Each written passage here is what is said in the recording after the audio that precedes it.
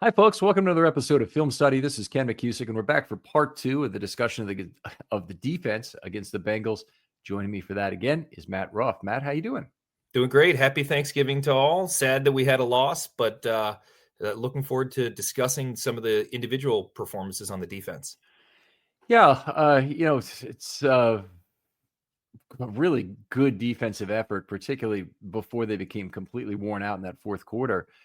Wasted in this one. I mean, the defense looked great in that first quarter after the first 7 plays, as we mentioned, and we talked about the streakiness in the first quarter. They really had a great first half. Yeah, talked about the fact that the defense had to play 80 snaps. Kyle Hamilton played every snap, which is not something you want to see.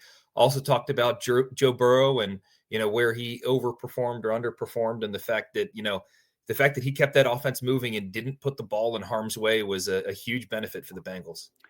I think they certainly did well with that. We also talked about the packages. The big nickel has been extremely effective since they've gone to that. I do not foresee any way they leave that, but that's one question we didn't really talk about. It's brought up pretty much on a weekly basis is, can the Ravens afford to stay with big nickel when the player who's the linchpin of that might not be durable enough to stay on the field if you keep doing it? And what are your feelings about that? Yeah, I think that Hamilton is one of those players that has concerned me from his first year, where he would come in and out of the game often with some minor injuries. And I think that over his career, he's definitely been someone to, be in and out with minor injuries. I think that playing him close to the line of scrimmage is a cheat code, or maybe like the queen on the chessboard. But I really do worry about the long-term durability, which is why I proposed, hey, should he put on some more weight to bulk up, or do you lose some of the benefit you get there? By the way, I noticed that the announcers for the game called Hamilton the ace of spades at slot corner. And that's come from one place, folks. Didn't come from anywhere else but this show. So thank you for listening to my show. I do appreciate it. Anyway, I'm sure there's other people who have used that terminology, but I definitely came up with it independently, so I'm happy about that. Okay. Anyway, lots of other stuff to listen to that first episode. So some strange activations we talked about. Spent a little bit of time on the activation of Carl Lawson and Aeneas Peebles. In particular, Peebles getting 4 snaps in a game that ends up being the way it did, such a slog for the defense playing 80 snaps. It's tough to have a defensive lineman who only plays 4 snaps amid that, and what that does for the rest of your guys in terms of rotation. Yeah, for sure. And if you look at the snap counts, CJ Okoye, he only played 16 snaps. Aeneas Peebles, like you said, 4 snaps. Keon Martin, 1 snap. So there's definitely some interesting activations that they had here, but the defense got tired. Yeah, good game for the defense. Generally speaking, they played well enough to win. I think that's fair to say, and I don't think they'd have given up 32 points had they not given up the offense, basically not giving up a average of a 47-yard line of starting field position. It's their own 47, but still a 47-yard line for the Bengals. So tough game. They played their hearts out, and they did not get it done in the end. We always start off the second part of the show talking about individual players, Matt, and you're the guest. Who would you like to talk about first? All right, so I think it's always makes sense to start with the biggest player, because I've got a thing for the biggest players on the team. So John Jenkins would be my first person to go with. When they signed him in the offseason, I was shocked when I looked up his age, and I was shocked to see how much he played the previous season or two with the Raiders. I think that John Jenkins has been a fine addition to the team. He always makes a play or two a game, getting into the backfield, and I'm really happy the Ravens have him. I would prefer if he was lower on the snap count rotation and wasn't relied upon as much. And I would like to see the Ravens next year get a player similar to John Jenkins, but maybe just a little bit lesser in age, and have it be someone who can, rotate in on a few more snaps. But I thought John Jenkins has really done a good job on this team. He did have a screen pass that he kind of got eaten up on, but when you're 350, 60 plus pounds, I mean, after Thanksgiving could be more than that. I thought he's at least provided some really valuable snap eating on this defense. Yeah, Voss and I have talked about him a little bit on Friday Morning GM, and he's a player I would not be averse to the Ravens re-signing. If there's one player one place where you can last a long time, it's at nose tackle, and we haven't really seen a huge drop off in his play, and he's playing a lot of snaps in the middle of that defense. He played 365 snaps this year, and that's through 12 games. So that's 30 per game. So he's on pace for about 510. That'll actually be less than he had each of the last 2 years with Las Vegas.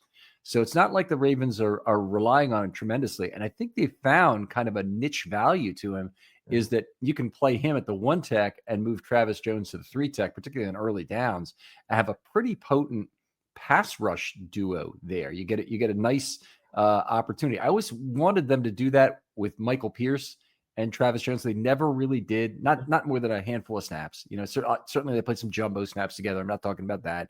I'm talking about in your regular kind of nickel defense when you put those two guys on the field. And they would always have them separated because they had pairings, and they didn't want to use both their nose tackles on the same play because then that's using up snaps from them if you want to talk about it that way. But with Jenkins and Jones and still having a Okoye around after them, it's made a big difference in terms of Jones's productivity these last few weeks. All right, Ken, your turn. Oh, yeah. Well, let's go to Travis Jones since we're talking about him anyway. Had another really solid game. 3 pressures plus another late QH. So it wasn't within 3 seconds, but anytime you knock down Joe Burrow, you can put me down for that one, even if it's an ATS play, which it was, unfortunately. Had 5 defensive wins among his 6 tackles. We talked about a method to do that, by the way, in that first episode. Go back and take a listen to that if you want to hear exactly how you do that with just your control F in the game book to find those plays. And then, of course, that forced fumble and fumble recovery from, was that P. Ryan? I think it might have been P. Ryan. Yep. With 5 minutes or so left, gave the Ravens that last little bit of hope while a lot of people were on the way to their cars. Yeah, I would like to see what's going to happen with Travis Jones at the end of the year. Terrified to think of what would happen to this defense without him. He really is the heart and soul up the middle of the defense, and enables Hamilton and Roquan to be playmakers, and the rest of the defense to do their thing. I thought Travis Jones really had a solid game. I think that I don't know how often Jones has a truly game-changing game, but he has a lot of very solid games, which if you can pitch a lot of very solid games, that gets you pretty high up in my book. So very impressed with what we've seen from Travis and the consistency. A little worried about some of the injury history with him. He's definitely missed some games over time, and I wonder what it's going to take for the Ravens and for Jones to come to an agreement, because I think Jones is going to be in demand. I don't think he's going to take much of a discount. He wasn't, a first round pick. There's no hometown discount coming here. So are the Ravens going to pony up to keep someone like Travis Jones, or do they risk losing him and really trying to reshape some of this defense in the offseason? I think I don't know if the Ravens can sell this, by the way, in terms of hometown discounts, but it does seem like Ronnie Stanley was the player who took a little bit of a hometown discount this last offseason. There's a certain value that some players may put on the lore of being universally beloved for the rest of your life in that city. And you get it if you win your team a Super Bowl. You get it if you play for a team for 8 or 9 years, and it's the same people that, even though they're now 65 and 70 years old, that you're coming back to trot out with that shield around, in front of the crowd. There's a certain value to that, and there's a lot of things in life money won't buy you, and that's a really nice thing to have. Of course, faced with a decision of $8 million or that, people are usually going to take the $8 million. And I do understand it. I'm not putting it down. I'm just saying I wish more players would consider it as a factor. Certainly when if you're trying to decide a tie, I don't think there's any the question about it. But I already think players don't like to move to start with. I think they prefer, generally speaking, to stay in a city. If it's a generally nice cosmopolitan city, most NFL cities are. Buffalo might be an exception, is that people don't want to necessarily live there. I've heard that Willis McGahee said that very famously, but But otherwise, I think, most cities, people generally like the food, and the climate is okay, and the nightlife is probably pretty good and whatnot. So I would think Travis Jones would, that might be something that would be okay for him, and I certainly hope he's back. Let me just put it that way.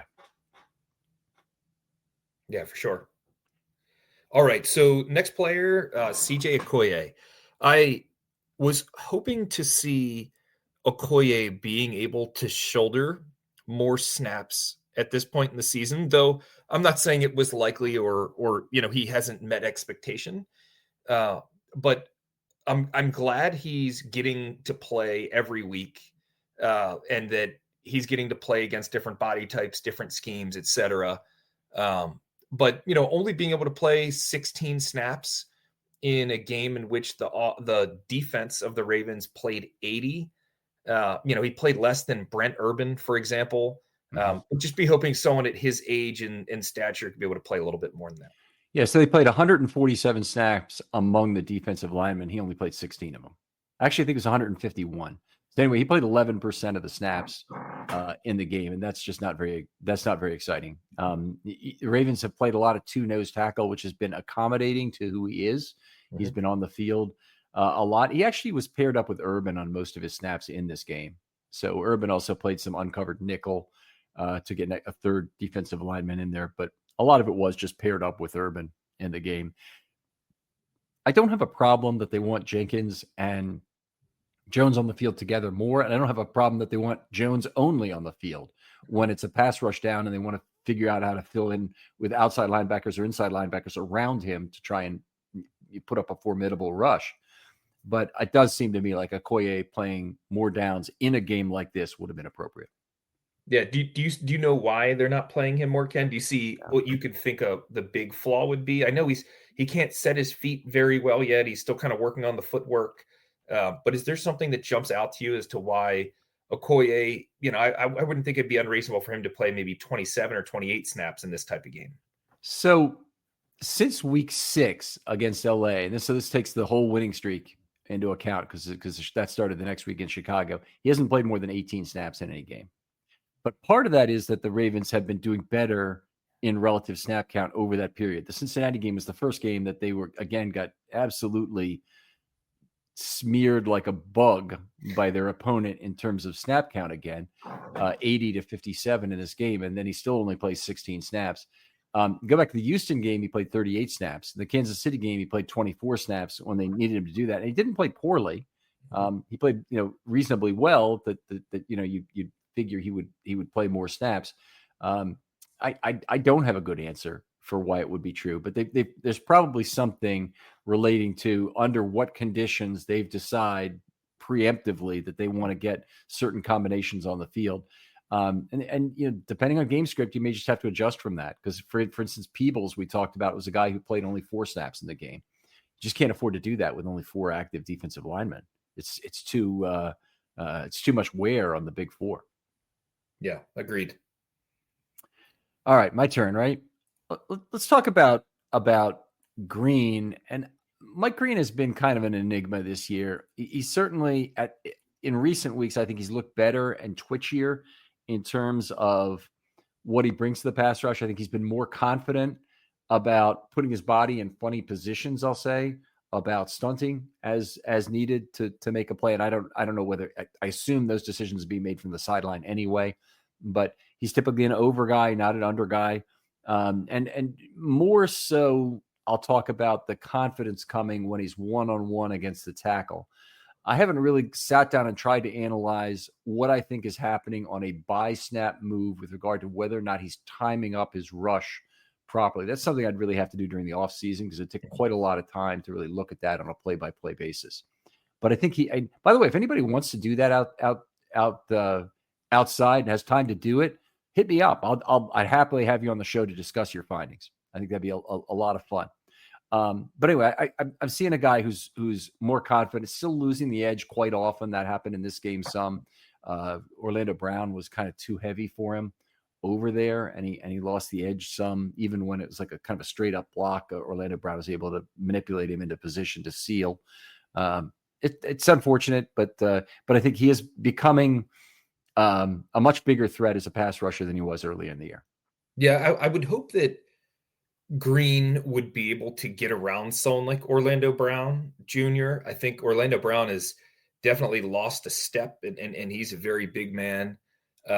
No way someone like rookie Mike Green is going to be able to go through Orlando Brown. You're just not going to be able to push through that type of mass. But I don't know. I was hoping for him to be able to get around that weaker Bengals offensive line a little bit. I think he's getting better. And I think it would be interesting in the offseason if someone had time, like you said, Ken, to really look through his snaps each week and see how he's trending and changing. And, ultimately, what does he need to do in the offseason to get that game better? Where does he need to work? Where does he need to get that positional coaching to ultimately become a better player next year? So, this is his rookie year. Anything he does is kind of icing on top, or the cherry on top of the sundae here. But very soon we're going to be counting on him, and frankly, you could say that time is already now, right? That we're really counting on him. So, to the extent he can get better, we really need it, and hoping for his pressures to continue to grow. All right, so next player I wanted to talk about was Roquan Smith. He had 7 defensive wins among the 11 tackle contributions that he had. As we mentioned in the first show, I don't think either of us really blame him for the play in which Yoshivas went over the top. We thought that was Malachi Starks just getting over a little too late. So all in all, I think a pretty good game from Roquan. Sometimes I would like to see a little bit more splash, but you can't have splash every game. So it seemed like a fairly solid effort. Yeah, double whammy on that 29-yard touchdown pass, because Roquan dropped from the line of scrimmage and had to drag that seam against Yoshivas to cover him.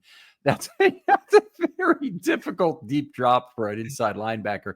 And that is one of the drawbacks of having somebody drop from the line of scrimmage in a simulated pressure, is that you give away any chance that a linebacker has to kind of even shut down on the window or even threaten the window with the quarterback if they're dragging a seam. The play it reminds me of is the play that lost the Ravens their chance to go to the postseason in 2017, right? That was the 4th and 12 play that Cincinnati had, where Dalton went to Boyd, I believe it was, for the 49-yard touchdown. And there they asked C.J. Mosley to drag that seam, but he had to do it dropping from the line of scrimmage. So it's very similar. And he was supposed to keep that window small.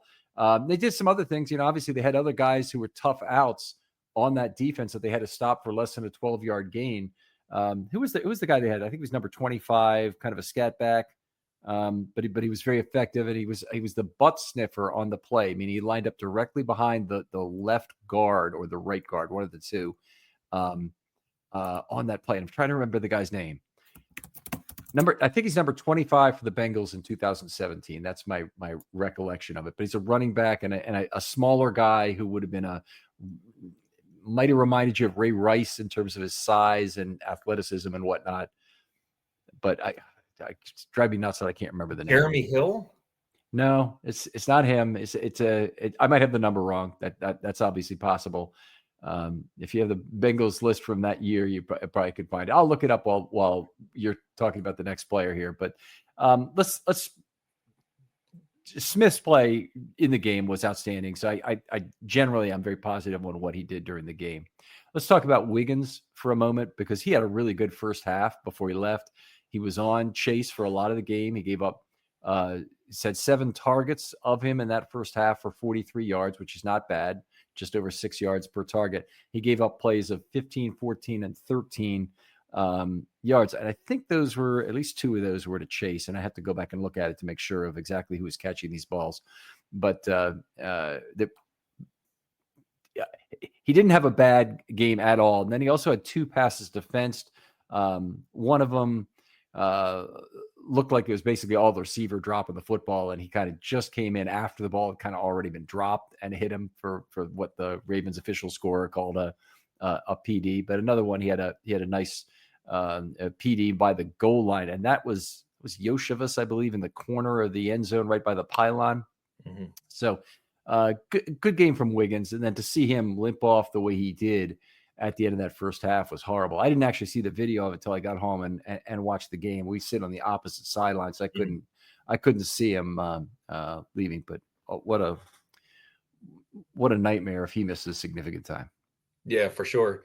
Moving on to Marlon Humphrey, I thought he had an okay day. Him on Jamar Chase isn't always the most fair matchup these days, but glad to see Marlon back from the finger pin.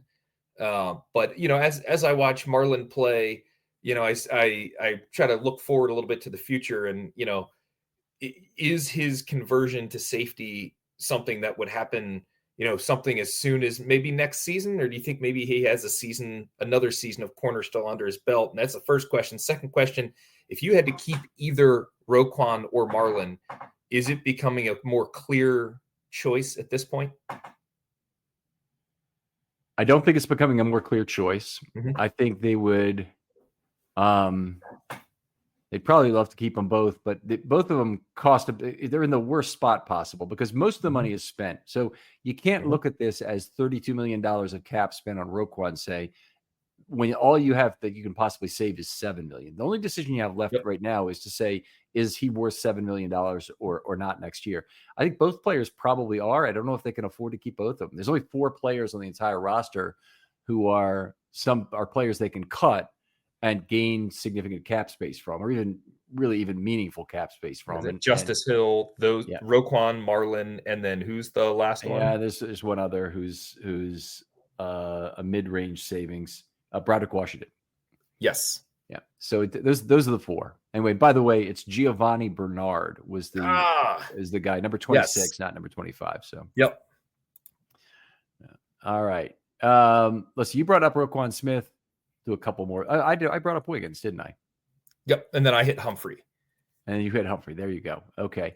We'll do one more, and then maybe we'll call it here. I'll talk about Buchanan. We'll leave Hamilton off this week because Hamilton gets the attention all the time. We always talk about him in every other way. But Buchanan, I thought, kind of was a little bit absent in this game. He was on the field a fair amount. He played, I think you mentioned, 61 snaps out of the 83, so almost 75% of the snaps. But part of the issue is that does not seem to be to accumulating defensive wins in the same way. It was 2 of his 6 tackles were defensive wins. Didn't really felt like he made his presence felt as a coverage player, which has been a problem all year. And as they face better quarterbacks, I think it'll become more a problem that he gets picked on in that role. So if you face Mahomes in a playoff game, I mean, they're going to try and figure out ways to scheme up how to get Kelsey crossing the zone where Buchanan might be covering him so they can take advantage of that, either behind him, in front of him, whatever it might be. Yeah, I'm with you, Ken. I think that there may be some that have overrated this start by Buchanan over the first 12 or 13 weeks here. I do like him being out there. I do like him getting a lot of game reps and game tape. I think that'll really help for the future. But for someone who was on the field for 61 plays, really just didn't see him making any plays where it felt like he was really helping the cause. I mean, when you play 80 snaps, when there's 80 snaps, like you said, a lot of people are going to rack up tackles, but not all tackles are the same, right? You really want those defensive wins. So bit of a MIA game from Buchanan there, but nonetheless, 61 snaps. I think there's a lot to learn in those snaps. Right. All right, we got some mailbag questions this week, and we'll kind of just alternate on these. I guess I'll start with the first one. I'm going to save the special teams question here for last, but let's go to Unborn Bigfoot. Appreciate the Reddit folks out there. Unborn Bigfoot is a Reddit handle. He says, what's been the impact of Draymond Jones from a schematic standpoint, and how is it freeing up their other edge rushers? Mike Green's impact seems directly correlated with his signing. Okay, so a couple things are going on here in terms of Draymond. I'll hit on one element and then hit on anything else you see. But Draymond is one guy they're not afraid to kick inside as the third outside linebacker when they put an extra outside linebacker on, which is now in a dime package, where they only really have only one serviceable inside rusher, and that's Travis. Yep. So if they do have a second guy on the inside, and they've been using Simpson some as a standing guy, and he can be inside, outside, roves around a little bit, picks his spot kind of thing. That's not really the same thing, but if they got kicking a guy inside to really put his hand in the dirt, then it's been Draymond Jones. Yeah, I've loved Draymond Jones. I think that he has played some defensive tackle in his day. He's played some edge in his day. I like the fact that he's a little bit bigger and stronger than some of the players that the Ravens have. He's bigger and stronger than Mike Green. He's bigger and stronger than Ajabo. He's older too, right? So he's got a little bit more of his man strength. Like the fact that he can kick inside. I actually think that he's the type of player where I'd love to have him back on the Ravens next year. So love the way he's played. And I think that, you've seen a step up in play from Mike Green since he's come here. So really been happy with his play so far, and hoping we can get him for a decent deal, all things considered, and think he adds a lot to the team. Yeah, if they don't sign somebody like that, it means draft capital will have to be expended, because there are really no other options inside the organization at this point. Kyle Van Noy is probably going at the end of this year. You've got Mike Green, who we hope will ascend, obviously Ajabo is almost certain to be gone. I would think. What do you think about Adisa Isaac, Ken? Anything there? Have you heard anything? He'll be in his third year next year for starters. So that right there is a problem. Yep. So do I want that to be the pony the Ravens bet on? Probably not. You have heard that Adisa Isaac apparently had a setback. They announced that this week, and is not going to be back this year. But at least it sounds like it won't be back this year, because Harbaugh wouldn't put a time frame on it. I don't see it as likely that he'll be a guy they're depending on next year. Terrible time in his career to have a setback, because he missed a lot of last year, missed this year. Even if he was able to come back for 7 games and get back in with the coaches and become relevant again, that would really help. But I think the Ravens they've got a handful of players who have missed some key development. The 2 rookie cornerbacks, Adisa Isaac. It's tough to see that. Yeah, it is. Just trying to think about who else the Ravens have at outside linebacker. They have Kamen Rucker on the practice squad right now, and Malik Cam. And Tavius Robinson will be back. Tavius Robinson will be back. So okay, that's their primary guys next year are going to be Tavius Robinson and Mike Green. Then they're going to have to build around that. Yeah, and Tavius Robinson will be a 4th-year player. So this is a point at which they have to decide. Do they want to extend him? He's one of the big players they got to figure out this year, as opposed to letting him get closer to free agency. And maybe there's a deal to be made there. And I certainly hope that they're going to get the situation figured out with the current free agents they have, most notably with Travis Jones on the defense. All right. You want to take us to a second question here? Yeah. Do you want me to hit the special teams question? Yeah, go ahead. All right, so this is from Lyman's Backpack on Twitter, also known as X. Lyman's Backpack says, Loop has the shortest kickoff distance in the NFL at 56.4 yards average, and the average ball landing spot is the 8.6 yard line, while the average return is middle of the pack at 20.6 yards. The short kicks lead to the near worst average starting position. Ken, why do you think that the team prefers this strategy? Okay, so strategically, if the other option is kicking the ball into the end zone on the fly, that's the 35-yard line. That'd be a lot worse than the average starting field position. The average starting field position is probably right around the 30, maybe a little bit closer. It's made drives shorter in the NFL. This new dynamic kickoff rule has made drives shorter. And the problem has basically been Loop's inaccuracy. He hasn't been able to get the ball into the landing zone at the proper spot as often.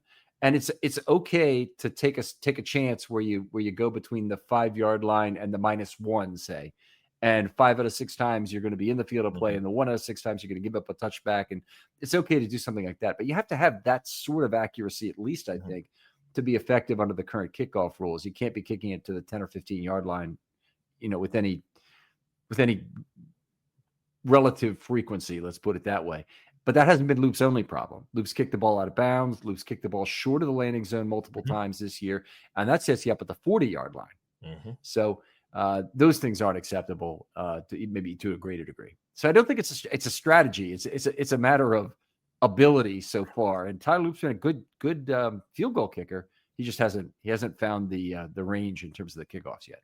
Yeah, and look, this isn't something that they did in college, right? So this is new. I mean, if you look at the loft, the trajectory, what you're trying to do, it's different. I think he's just trying to adjust to it. And you could say their kickers just kick the ball. Well, he is kicking the ball, right? He's just not doing that great of a job on these kickoffs. But I'm very, very happy with his field goal accuracy, and so pretty thankful there, but definitely something he needs to work on in the offseason. I think it's going to take more time, and it's going to be hard to do in season. Randy Brown is a great kicking coach, by the way, and I'd love to hear what his thoughts were on how he tells Loop to center his aiming point on the kickoff. It's like, are you... Do you have to be more concerned about your left-right variation? Because I would think that would be very significant. Let me tell you about the online cannabis company that's changing the game, Mood.com. They created an entirely line of functional gummies, 100% federally legal THC blends, discreetly delivered right to your doorstep. And here's the best part. You can get 20% off your first order at Mood.com with the promo code Ravens. Now, I've tried a bunch of their gummies myself. Each one's totally unique. The Sleepy Time gummies knock me out right away. They help me unwind fast, leave me refreshed the next morning. The Epic Euphoria gummies, they're perfect for when your day just isn't going the way you want it to go. What makes Mood special is how they pair the THC with natural herbs and adaptogens. You won't find blends like this at any local shop. They've got gummies designed for focus, relaxation, clarity, even energy, all made from cannabis grown on small, family-owned American farms. No pesticides, no shortcuts, just high-quality weed you can trust. Plus, Mood backs everything with a 100-day satisfaction guarantee. So head on over to Mood.com, check out their amazing selection, and don't forget to use the promo code Ravens at checkout to save 20% off your first order. You definitely want to have it to one side of the field is part of the thing. Trap the guy in the corner at the 1-yard line is obviously like the perfect place to kick a football if you can make it happen. And, honestly, a lot of the kickers have been trying to skip the ball into the end zone by kicking it low and try to see if they can get it between two return men. And some of that's worked and some of it hasn't. But I think that can be good. Loop has tried it some, and he hasn't been real successful doing that. I think that's some of his short kicks have been of those type. But I'd love to hear like kind of the how do you coach someone to spot up or to target a particular spot on the field with regard to a kick, and how can he like calibrate his left-right miss percentage with his long short miss percentage to try and optimize that in terms of where the ball lands. Yeah, I do think it's a good question, Lyman's backpack, and they definitely lost the field position battle against the Bengals, and you lose the field position battle by 20 plus yards on average. You give the ball away 5 times, you're not going to win many of those games. Yeah, and most of them were because they gave the ball away 5 times. I don't want to double count those, but yes, that's definitely true. It was so painful, Ken. I feel like I don't even know if I consider it double counting. All right, got one more question. That's from Dustin. Not sure which show would be the best for this type of question, but I'm curious where you think Kyle Hamilton will rank by the end of his career in the pecking order of the Ravens' great defenders. Where does he stand currently? All right, well, give me your top 3 currently, because I'm sure they're going to be the same as my top 3. Yeah, I mean, it's Ray, it's Ed, it's Suggs, right? There's absolutely the obvious 3. Haloti Ngata's probably getting up there at some point, but I don't think he supplants the big 3. And Haloti Ngata, honestly, though, probably is ahead of Hamilton currently because and then there's a lot of players in there that you have to consider, even if they played for the Ravens for a short time in some cases. Like Rod Woodson was here 4 years, I think, in Baltimore. He's a terrific player. Chris McAllister, where does he fit on the list? I think you have to take a look at Michael McCrary.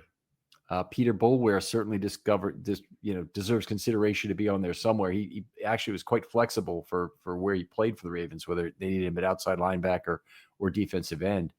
I'm trying to think of the other players who really fit in this category. Trevor Price might be another player who would still be ahead of Hamilton. I mean, Hamilton's got some players to pass with aggregate career performance yet before we put him in the place of those guys. And I understand you're asking us to project this. Mm-hmm. But very hard for me to project Hamilton into the top 3, given how ascendant the Ravens' top 3 are. Yeah, to me, it's you need to have a high peak and you need to have duration. And from Hamilton's perspective, he's definitely got some high level play, but he's got to do it over the next 6 to 8 years to really start getting in that conversation. And one of the things that worries me about him is the injuries. He's always banged up. He's always nicked up. Not that Ray Lewis and Ed Reed and Terrell Suggs, not that they didn't have injuries, but it wasn't anything close to the extent of on the field, off the field that we're seeing. And that hinders Hamilton's impact. And again, that's why I was asking, is there a more optimal weight for him? What can we do to keep him on the field a little bit more? And I don't think weight's always the right answer, right? That doesn't necessarily fix everything, but I think it's a really good question. To me, it's 6 to 8 more years of very, very high level play. And you probably got to get a championship in there, right? Yeah. To really get people to remember your name. So do I think it could happen? Sure. I think it could happen. I'm not going to project it just yet. And, to your point, Ken, even players that maybe were a little bit lesser, like CJ Mosley, Marlon Humphrey, right? There's a lot of players in there that were pretty good and, had significant time on the team, right? That, they've been here for a while. So there's a lot that Kyle has to do. And I think he can do it. Do I think it's likely? I don't really know how to favor yes or no to that. But he needs a lot more. Well, the good thing is he's signed for the Ravens through 2030, right? I think now. Yeah. Mm-hmm. So that's fantastic. Okay. So great starting point. I think the chance of him making the Ring of Honor is extremely high based on who he is. But then I do look at the career of the player we've been comparing him to, which is Ted Hendricks. And Hendricks had a lot of injuries over the years, and he did make the Hall of Fame and had a remarkable longevity and as his career went, playing from 69 to 83. What's amazing about Hendricks's career is the outlier things he did. Now, one thing the NFL does not have is they do not have good records of blocked punts career, but Hendricks, it has been reported for having between 7 and 10 career block punts. That turned out the NFL looked at it a few years ago, and they looked at some of the individual block punts. And they said, well, no, 2 of these were deflections. And so Steve Tasker with 9 is actually the guy who leads the NFL in career block punts. And I think a lot of Ravens fans, the first guess would probably be that it's Ed Reed. But Hendricks is a remarkable player in multiple ways on a football field. And Hamilton, the things he shows in terms of being able to use his leverage are portable things that'll last him a good long time if he can remain healthy. Hendricks had some trouble staying on the field, but it did not kill his Hall of Fame candidacy. And if you look back at his 1971 season, it's one of the greatest all time by any defender. Top 15, I'll say, of all time. Just an absolutely ridiculous year where he had, I think, 5 or 6 interceptions. He had sacks. He's making plays all over the field for an absolutely fantastic Colts defense that fell to Miami in the AFC Championship game that year. But really great player. I think, the chance of somebody like Hendricks, taking that career path from where he was after 4 or 5 years, say, to finish up and be the player he was, it takes a lot of luck. And there's been players who, certainly started out as great. Derwin James, I wouldn't predict him for the length of career necessary to challenge a player like Ed Reed for the greatest safety of all time, even though Derwin James may have been close to as great as Ed Reed was so far for portions of this. I don't want to betray Ed Reed in some way of saying that, but Derwin James has been a great safety. Yeah, that's a great point, Ken. I looked up Ted Hendricks for the first time. 4 times he was AP1. 26 interceptions. Really, really interesting player. And like you said, 6'7", 210 to 220 pounds. A very interesting build. It's almost like Reggie Miller from the Indiana Pacers out there. Yep. It's a tall, not particularly muscular guy who really understood how to use leverage on a football field. So he was remarkable. All right. That'll have to do it for the mailbag for today. Really, really appreciate everybody sending in questions. Please keep sending them in, folks. The great stuff. Some of the highlights of the show is just talking about somebody else's ideas occasionally.